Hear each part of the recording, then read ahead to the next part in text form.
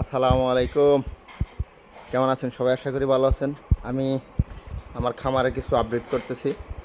অনেক দিন যাবৎ আমি আমার খামারে কোনো ভিডিও করি না, সময় নাই, বিভিন্ন কাজে ব্যস্ততায়। তো আজকে আপনাদেরকে কিছু দেখাবো অল্প পরিসরে। তো আমি আমার যে গরুর খামারটা ছিল, আগে এখানে কবুতরের সেট আপ ছিল, এগুলো আমি ভাঙে ফেলছি, ছোটো করে ফেলছি, এখানে জায়গা কমায় দিছি। আগে আমার ছিল এখানে মাচা বা এই যে জুড়ির সিস্টেম, এই জুড়ি এইগুলোও বাদ দিয়ে দিছি, কিছু বক্স করে দিছি। এখন এটার ঘরের দরজাটা ওই পাশ থেকে হবে, আর গরুর ঘরের এখন আমার এখানে আছে দরজাটা, এটা আমি পরবর্তীতে এখানে নিয়ে এসে পড়বো।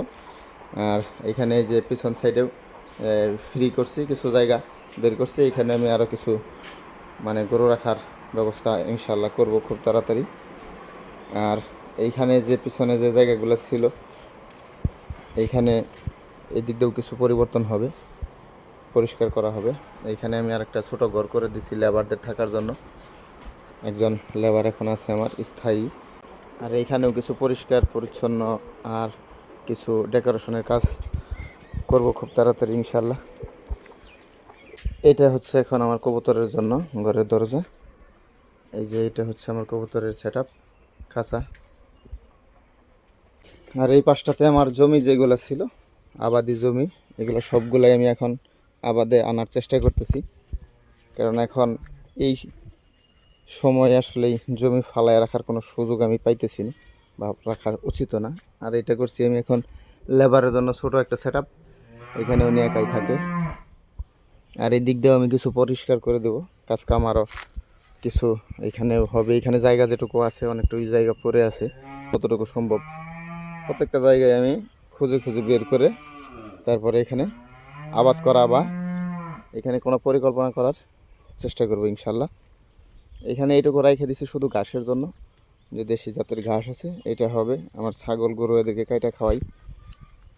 আর এই যে এইখানে কিছু ঘাস আমি লাগাইছি, এটা হচ্ছে এই যে নেপিয়ার জাতের ঘাস হইতেছে কিছু, আবার কিছু কাইটা খাওয়াই ফেলছি।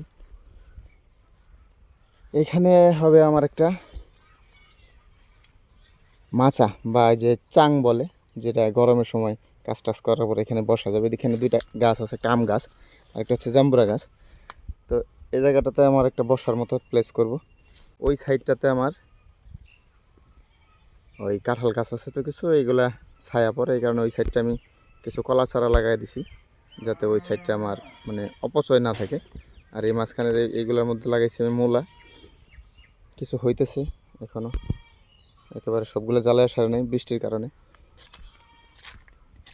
আর এইখানে মাঝখানে যে জায়গাটা ছিল অনেক আগে থেকেই, তো আমার ছাগল আছে 11টা এখন। তো এদেরকে আমি ফসল করলেও এই ছাগলের কারণে আমি ফসলগুলো ঠিকমতো রক্ষণাবেক্ষণ করতে পারি না, যার কারণে আমি ছাগলগুলা ফসলের কাছ থেকে দূরে সরায় রাখার জন্য এদের জন্য এই সেট আপটা তৈরি করছি। এখন এখানে সকালবেলা ঢুকায় দিলে সারাদিন দেখা যাইতেছে যে তারা এখানে ঘুরে ফিরে খায়, তারপর বিকেলবেলায় বাড়িতে নিয়ে যায়। আর দিনের বেলা রোদ্রের তাপ থেকে বাঁচার জন্য এখানে আরেকটা সেট আপ করা হচ্ছে। তো খুব তাড়াতাড়ি আমাদের এখানে আরেকটু মাচা সিস্টেম করে দেওয়া হবে, যাতে বৃষ্টি কাদায় ছাগল অসুবিধা না হয়। একটা মাচা করতে হবে এখানে। আর এই হচ্ছে আমাদের নতুন ছাগল। এরা দুর্ভাগ্যবশত ওই দিনকে একটা খাসিকরণের সময় আল্লাহ নিয়ে নিছে। তো আমার আরও কিছু জায়গা আছে যেগুলা এখন অনাবাদি আছে, আমি খুব তাড়াতাড়ি এগুলো আমি পরিষ্কার করে খুব মানে কাজে ব্যবহার করার মতো উপযোগী করে তুলব। আমি পর্যায়ক্রমে প্রত্যেকটা জায়গাকে আমি বাস্তবে রূপান্তর করব কাজ করার জন্য, যেখানে চাষাবাদ ঘাস চাষ যেটাই করি যাতে আমার পরে না থাকে। এখানে যে অনেকটা জায়গা রয়ে গেছে অনাবাদি অপ্রস্তুত, এগুলাকেও প্রস্তুত করে ফেলবো খুব তাড়াতাড়ি। এর পিছনে কিছু কলা গাছের মতো আছে, এগুলা সব পরিষ্কার করে ফেলবো। তো ইন ফিউচার আরও ভালো কিছু আসবে, দোয়া রাখবেন সবাই। আসসালামু আলাইকুম।